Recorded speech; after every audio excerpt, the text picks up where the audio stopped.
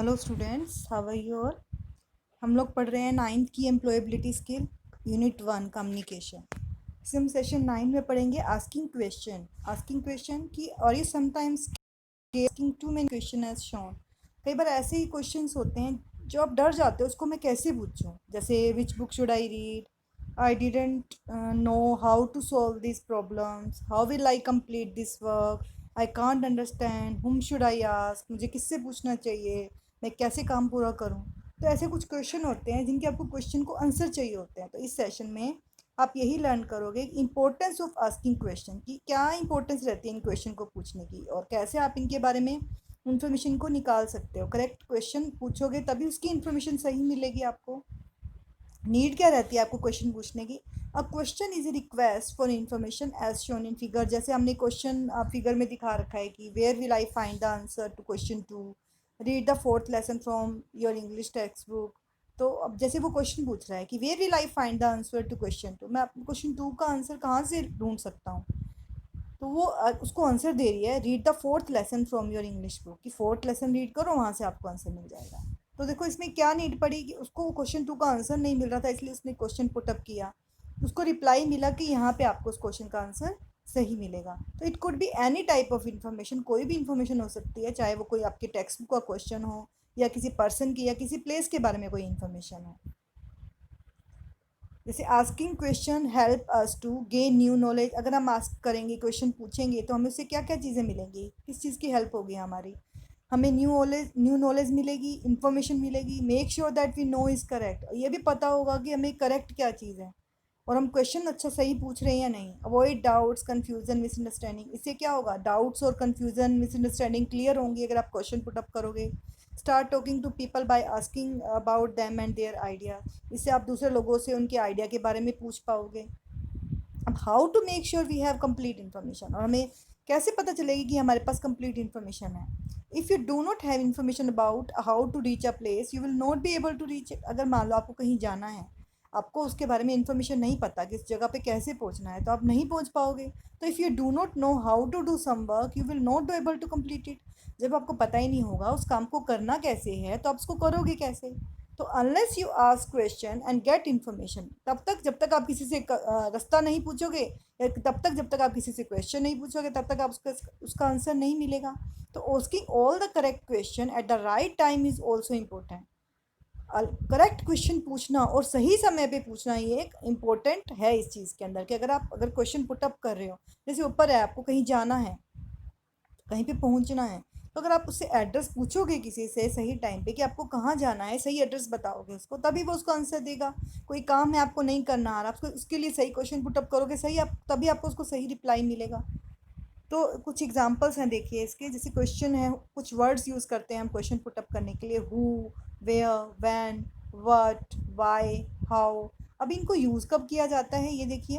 Who is ask, use to ask about people, किसी people के बारे में पूछना हो तो हु यूज़ करते हैं। जैसे who is the new student in the class, ये न्यू स्टूडेंट कौन है हमारी क्लास में। Where is use to ask about a place, where किसी प्लेस के बारे में पूछना हो तो वेयर डज शी लिव, वो कहाँ रहती है। When is use to ask about time, और वैन कब यूज़ करते हैं, जब हमें टाइम के बारे में पूछना हो। जैसे when did she join class, कब उसने क्लास ज्वाइन करी। What, what is use to ask about a thing or idea or action. What हम किसी के बारे में, किसी थिंग के बारे में पूछ सकते हैं या किसी आइडिया के बारे में या कोई भी एक्शन के बारे में। जैसे what is her favourite subject, उसका फेवरेट सब्जेक्ट क्या है। वाई, वाई का यूज़ हम कोई रीज़न जानने के लिए करते हैं। जैसे why is she not talking to anyone in the class, वो क्यों किसी से बात नहीं करती क्लास में। हाउ, हाउ का यूज़ क्यों करेंगे, how is use to find the method, किसी मेथड को ढूंढना हो तो हम हाउ का यूज़ करते हैं। जैसे how can I help her make friends, मैं उसको कैसे फ्रेंड हेल्प कर सकता हूँ फ्रेंड्स बनाने में। तो इस तरह से कुछ वर्ड्स हैं, जब आप क्वेश्चन आस्क करते हो, क्वेश्चन को पूछते हो, तो ये वर्ड्स आपको पता होने चाहिए इंग्लिश में। तो फर्स्ट सेशन में इतना ही है। इसके आपको क्वेश्चन आंसर सॉल्व करने हैं बच्चों, और आपको सॉल्व करने हैं, मल्टीपल चॉइस क्वेश्चन कुछ दिए हुए हैं। नेक्स्ट हम सेशन 2 भी अभी करेंगे।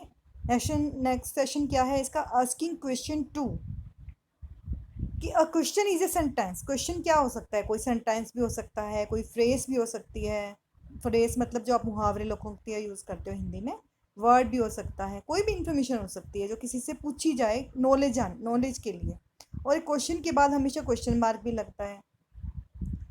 In our day to day interaction with others, we often have to ask and answer question to get information. अगर हम डे टू डे कोई इंटरेक्शन करते हैं लोगों से, हमें कई बार जरूरत पड़ती है दूसरों से क्वेश्चन पूछने की, पर हमें ये चीज़ पता होना चाहिए कि हम करेक्ट क्वेश्चन उनसे पूछ रहे हैं या नहीं, तभी हमें उसकी सही इन्फॉर्मेशन मिलेगी। अब टाइप्स ऑफ क्वेश्चन कैसे होते हैं, तो दो टाइप के बेसिक टाइप ऑफ क्वेश्चन होते हैं, क्लोज एंडेड और एक ओपन एंडेड। जैसे question that can be answered with A yes और नो, क्वेश्चन ऐसे जो येस और नो में ही आंसर दिए जा सकते हैं, उनको बोलते हैं क्लोज एंडेड क्वेश्चन। जैसे एग्जांपल है इसका, do you have a TV at a home, do you have a TV at a home. तो जो क्लोज एंडेड क्वेश्चन वो होते हैं जिसमें हम येस और नो में ही आंसर दे सकते हैं। ठीक है, जैसे do you have a TV at home, yes या नो, हाँ या है या नहीं है, तो येस और नो में आपने आंसर दे दिया। कुछ होते हैं open ended question. Open ended question में क्या होता है, we expect an answer with one more detail, yes और नो के अलावा भी आपको डिटेल चाहिए हो। जैसे what do you like to watch on TV, TV के लिए पूछा कि आपके पास टीवी है होम पे, तो अब आपने यस और नो में आंसर दे दिया। लेकिन अगर आपसे पूछा गया कि वो टीवी में आप देखते क्या हो, तो आप उसको वन वर्ड में आंसर नहीं दे सकते, तो आप उसको सेंटेंस में या वन और टू सेंटेंस में उसको आंसर दोगे, जैसे I like to watch movie on TV. तो इनको बोलते हैं ओपन एंडेड क्वेश्चन। जिसको हम सिंगल वर्ड यस और नो में आंसर दें वो क्लोज एंडेड क्वेश्चन होते हैं, जिनको हम एक्सप्लेन करके दें थोड़ा सा, उसको ओपन एंडेड क्वेश्चन बोलते हैं। नेक्स्ट है फ्रेमिंग क्वेश्चंस। फ्रेमिंग क्वेश्चन भी क्लोज एंडेड क्वेश्चन होते हैं। इसमें हम we can form close ended question by adding helping like be, do, have, इनका यूज़ करते हैं। इनको ऑक्सिलरी वर्ब्स बोलते हैं, बी, डू, हैव।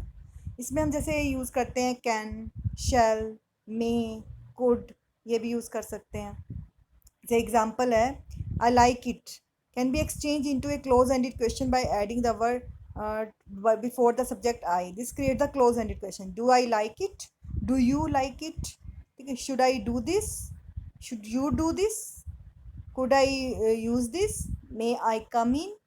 ठीक है, तो इसमें इन वर्ड्स को अगर हम पहले यूज़ कर लें तो एक फ्रेमिक क्वेश्चन की तरह वो काम करेंगे। जैसे they talk on the phone every day, वो फ़ोन पे रोज़ बात करते हैं। तो अब अगर हमने क्वेश्चन बनाना हो उसका क्लोज एंडेड क्वेश्चन फ्रेमिंग में, तो do they talk on the phone every day, क्या वो रोज़ फ़ोन पे बात करते हैं।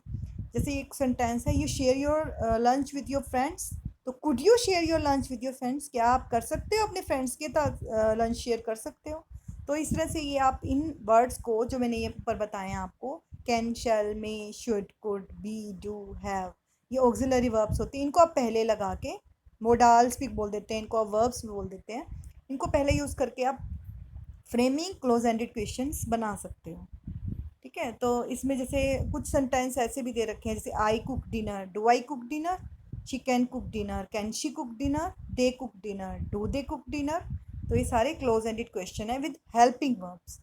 Framing close ended question, in some cases we exchange the position of the subject and the verb. कई बार ऐसे क्वेश्चंस में होते हैं जहाँ पे हमें वर्ब का और सब्जेक्ट का पोजीशन चेंज करना पड़ता है।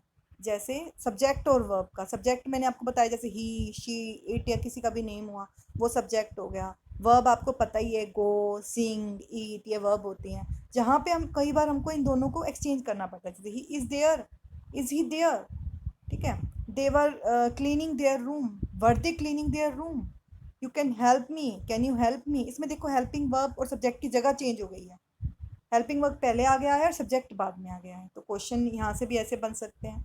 फ्रेमिंग ओपन एंडेड क्वेश्चन, अब open ended question using question words का यूज़ करके, जैसे what, why, who, how, when, where, इनका यूज़ करके हम क्वेश्चन पुट कर सकते हैं। इनको ओपन एंडेड क्वेश्चन बोलते हैं। Some question are called open ended because their answer are not limit to close, मतलब सिर्फ उनका यस और नो में आंसर नहीं दे सकते, हमको उनको थोड़ा एक्सप्लेन करके पूछना पड़ता है। जैसे what did you do, I went to the park.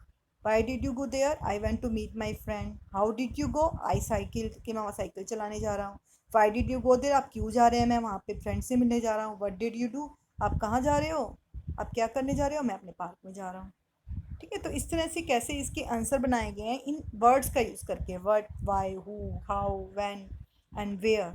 तो this is all about asking question. आप इसके भी क्वेश्चन ऐसे सॉल्व कर सकते हो, मल्टीपल चॉइस। तो यहीं पे हमारा ये सेशन ख़त्म होता है। यूनिट 1 हमारा कम्युनिकेशन स्किल का कंप्लीट होता है। Thank you, have a nice day.